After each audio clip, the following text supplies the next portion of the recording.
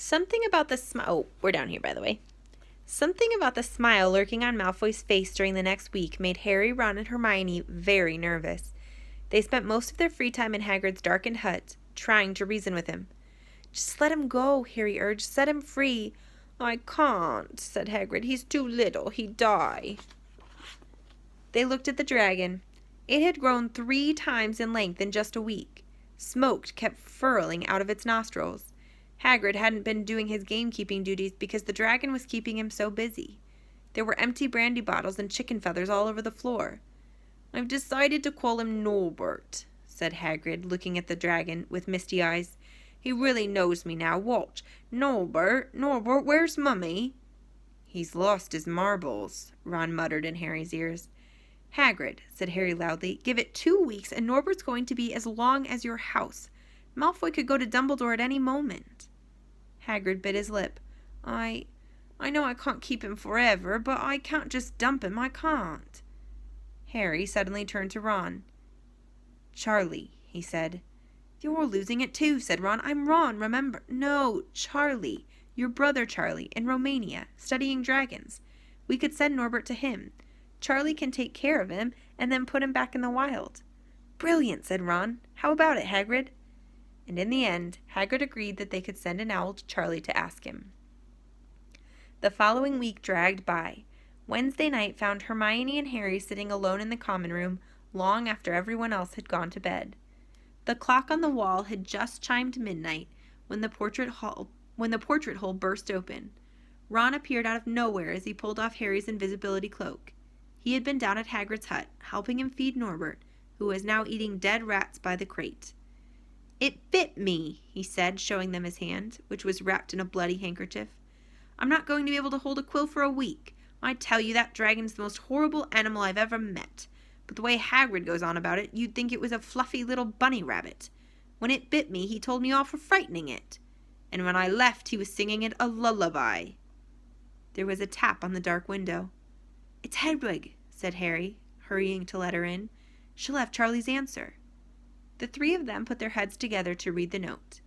"Dear Ron, how are you? Thanks for the letter. I'd be glad to take the Norwegian Ridgeback, but it won't be easy getting him here. I think the best thing will be to send him over with some friends of mine who are coming to visit me next week. Trouble is, they mustn't be seen carrying an illegal dragon. Could you get the Ridgeback up the tallest tower at midnight on Saturday? They can meet you there and take him away while it's still dark. Send me an answer as soon as possible. Love, Charlie." They looked at one another. "We've got the invisibility cloak," said Harry. "It shouldn't be too difficult. I think the cloak's big enough to cover 2 of us and Norbert." It was a mark of how bad the last week had been that the other 2 agreed with him. Anything to get rid of Norbert and Malfoy. There was a hitch. By the next morning, Ron's bitten hand had swollen to twice its usual size. He didn't know whether it was safe to go to Madame Pomfrey. Would she recognize a dragon bite? By the afternoon, though, he had no choice. The cut had turned a nasty shade of green. It looked as if Norbert's fangs were poisonous. Harry and Hermione rushed up to the hospital wing at the end of the day to find Ron in a terrible state in bed. "It's not just my hand," he whispered, "although that feels like it's about to fall off. Malfoy told Madame Pomfrey he wanted to borrow one of my books so he could come and have a good laugh at me. He kept threatening to tell her what really bit me. I've told her it was a dog, but I don't think she believes me. I shouldn't have hit him at the Quidditch match. That's why he's doing this." Harry and Hermione tried to calm Ron down. "It'll all be over at midnight on Saturday," said Hermione. But this didn't soothe Ron at all. On the contrary, he sat bolt upright and broke into a sweat. "Midnight on Saturday," he said in a hoarse voice. Oh no, I've just remembered. Charlie's letter was in that book Malfoy took. He's going to know we're getting rid of Norbert." Harry and Hermione didn't get a chance to answer.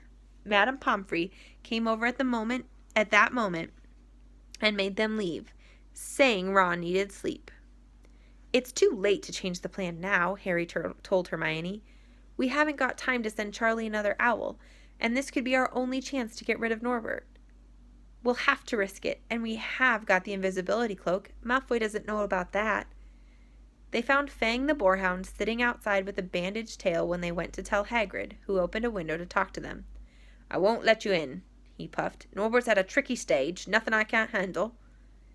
When they told him about Charlie's letter, his eyes filled with tears, although that might have been because Norbert had just bitten him in the leg. "Arr, it's all right. He only just got my boot. Just playing. He's only a baby after all." The baby banged its tail on the wall, making the windows rattle. Harry and Hermione walked back to the castle feeling Saturday couldn't come quickly enough. They would have felt sorry for Hagrid when the time came for him to say goodbye to Norbert if they hadn't been so worried about what they had to do. It was a very dark, cloudy night, and they were a bit late arriving at Hagrid's hut because they'd had to wait for Peeves to get out of their way in the entrance hall, where he'd been playing tennis against the wall. Hagrid had Norbert packed and ready in a large crate. "He's got lots of rats and some brandy for the journey," said Hagrid in a muffled voice, "and I've packed his teddy bear in case he gets lonely." From inside the crate came ripping noises that sounded to Harry as though the teddy was having his head torn off. "Bye-bye, Norbert," Hagrid sobbed as Harry and Hermione covered the crate with the invisibility cloak and stepped underneath it themselves. "Mummy will never forget you." How they managed to get the crate back up to the castle, they never knew. Midnight ticked nearer as they heaved Norbert up the marble staircase in the entrance hall and along the dark corridors. Up another staircase, then another. Even one of Harry's shortcuts didn't make the work much easier. "Nearly there," Harry panted as they reached the corridor beneath the tallest tower. Then a sudden movement ahead of them made them almost drop the crate. Forgetting that they were already invisible, they shrank into the shadows, staring at the dark outlines of two people grappling with each other 10 feet away. A lamp flared. Professor McGonagall, in a tartan bathrobe and a hairnet, had Malfoy by the ear. "Detention!" she shouted, "and 20 points from Slytherin, wandering around in the middle of the night. How dare you?" "You don't understand, Professor. Harry Potter's coming. He's got a dragon." "What utter rubbish! How dare you tell such lies? Come on, I shall see Professor Snape about you, Malfoy." The steep spiral staircase up to the top of the tower seemed the easiest thing in the world after that. Not until they'd stepped out into the cold night air did they throw off the cloak, glad to be able to breathe properly again. Hermione did a sort of jig. "Malfoy's got detention. I could sing." "Don't," Harry advised her. Chuckling about Malfoy, they waited, Norbert thrashing about in his crate. About 10 minutes later, 4 broomsticks came swooping down out of the darkness. Charlie's friends were a cheery lot. They showed Harry and Hermione the harness they'd rigged up so they could suspend Norbert between them. They all helped buckle Norbert safely into it, and then Harry and Hermione shook hands with the others and thanked them very much. At last, Norbert was gone. They slipped back down the spiral staircase, their hearts as light as their hands now that Norbert was off them. No more dragon, Malfoy in detention. What could spoil their happiness? The answer to that was waiting at the foot of the stairs. As they stepped into the corridor, Filch's face loomed suddenly out of the darkness. "Well, well, well," he whispered. "We are in trouble." They left the invisibility cloak on top of the tower.